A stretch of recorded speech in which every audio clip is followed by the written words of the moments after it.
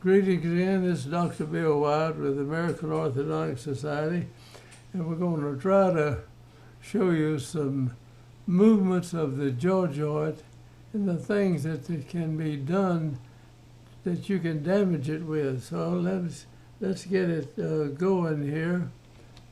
And this is a good jaw joint movement. This is a cut in, and I'll stop it right up here. And when this condyle, this is the condyle now, and this is the fossa, and the disc is a biconcave structure.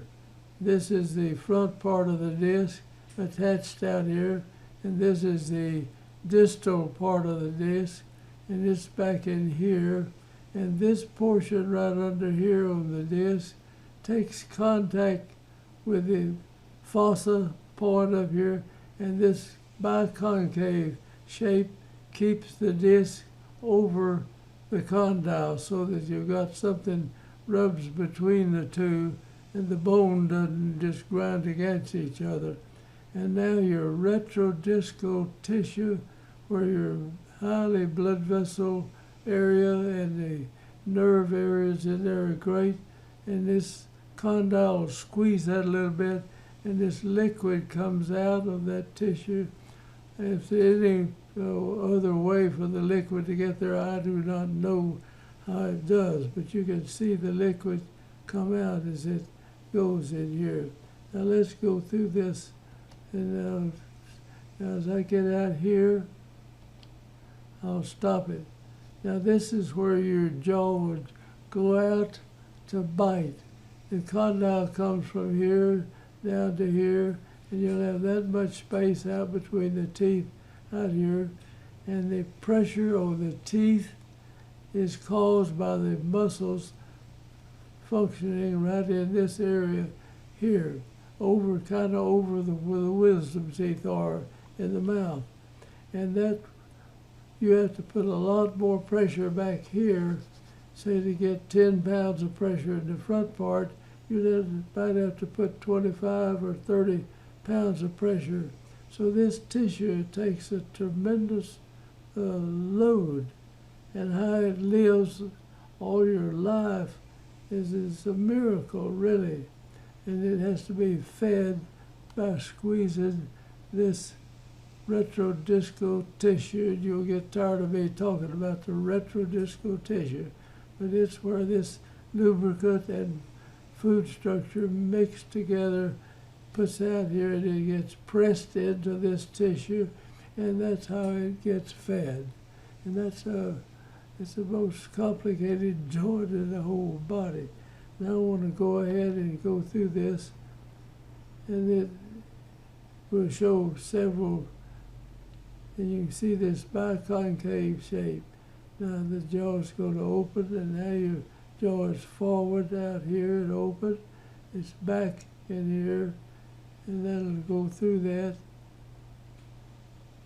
In this area, let me get it back here and I'll stop it right there. Now that's where you normally chew something off with your front teeth.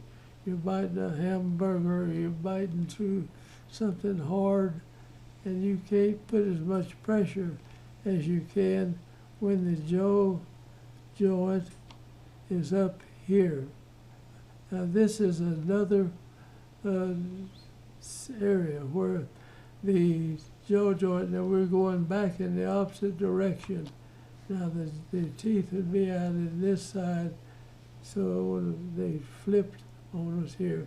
Here is the condyle, and this is the cover of the condyle. This is the fossa. The condyle is coming down out of the fossa up here, and the retrodiscal tissue here isn't as prominent as it was in a healthy joint.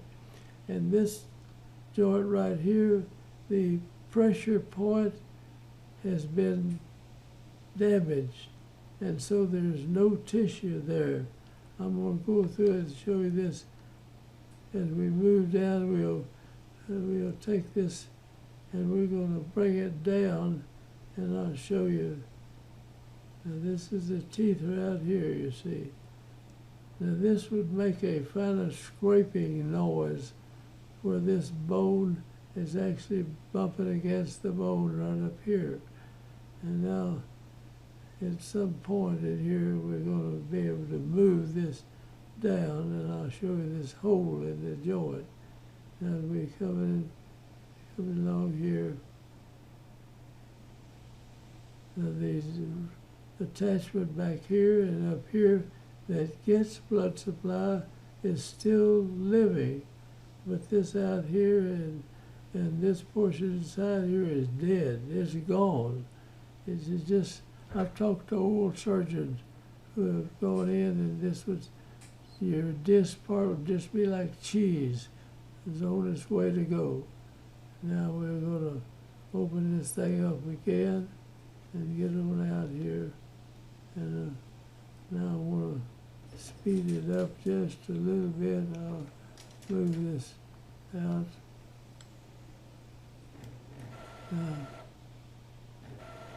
Now here is a disc that this pops off. The disc is slipped out in the front of the mouth, and as we move this condyle, the condyle is here, and here it is the fossa, what's left of it. And then as the jaw moves forward,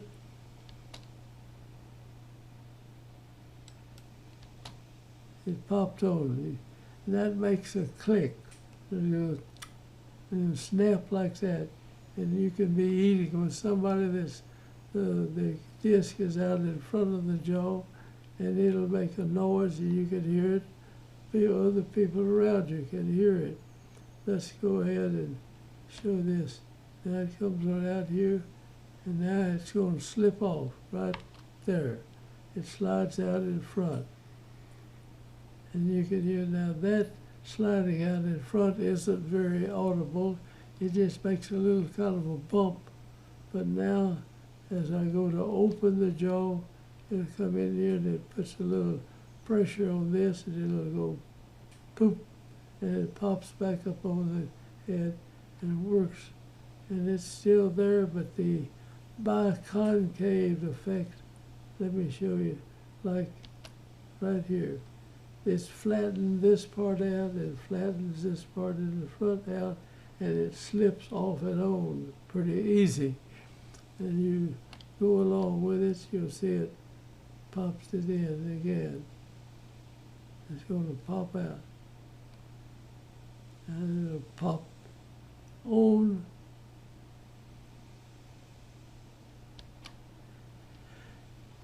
And sometimes you hear a person will have one jaw pop off and the other will still be on, and their jaw will go like this.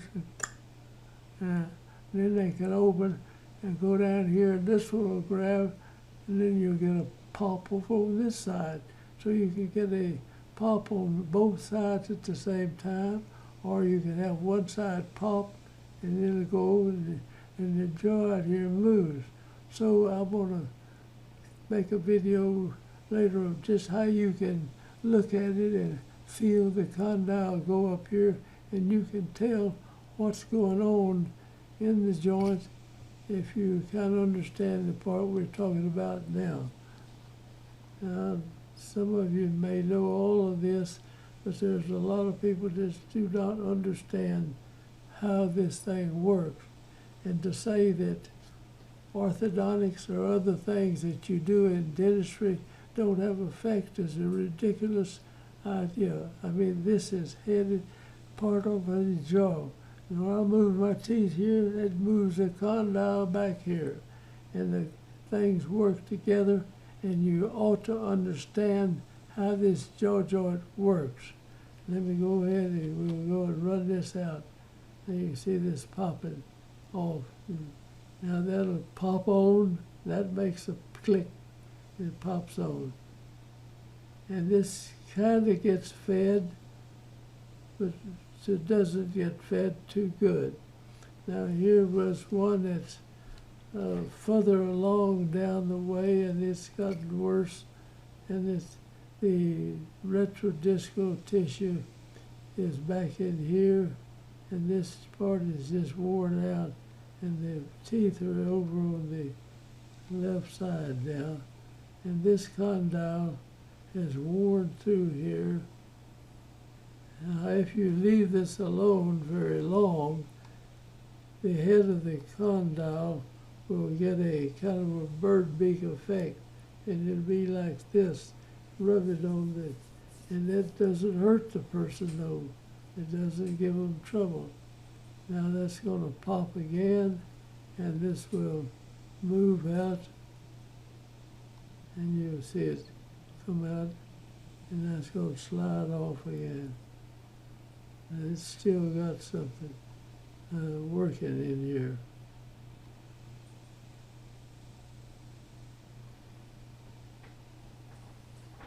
Actually, this one is just staying on. But now you're going to lower it. You see it's worn out in there. Now this is another joint, and the teeth are over on the right side this time, and it slides sideways. Boom, slips over there. And it'll come back on, back in this side. Now it's back on. That's going off right there. It's hard for me to catch it at that point. I'll try to get up there and catch it in a minute. We'll watch it. Okay. Now if I move it just the least little bit, this disc is going to slide off.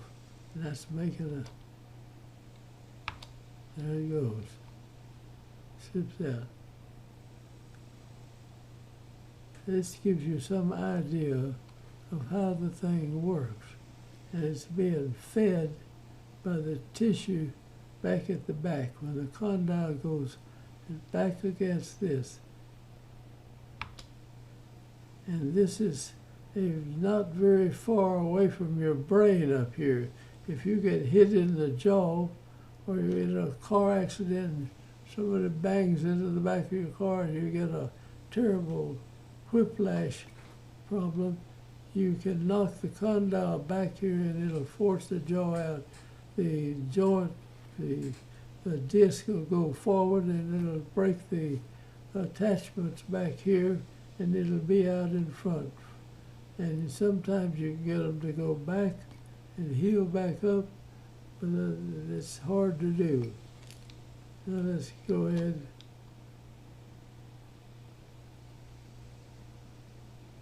And it comes out to the front. Now you can see the disc is not functioning normal in here.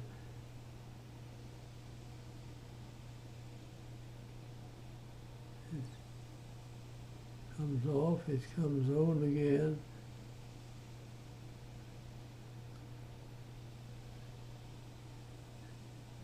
Yeah, there's several cadavers that they've worked on here and worked out.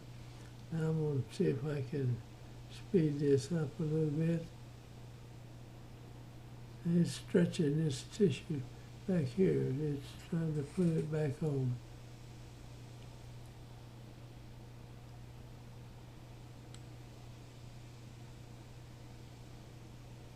Now this one is going to be really worn out. There's hardly anything at all holding the disc in. The teeth would be over on the left side now. And this is one that's gone for a long time. But there's no pain, but it makes a dragging noise in there. So I hope you get something from these videos that show you what the jaw is doing. And I'll try to make another video here and show you how to examine the jaw joint itself. Thank you for watching, and I'm going to go ahead and close out.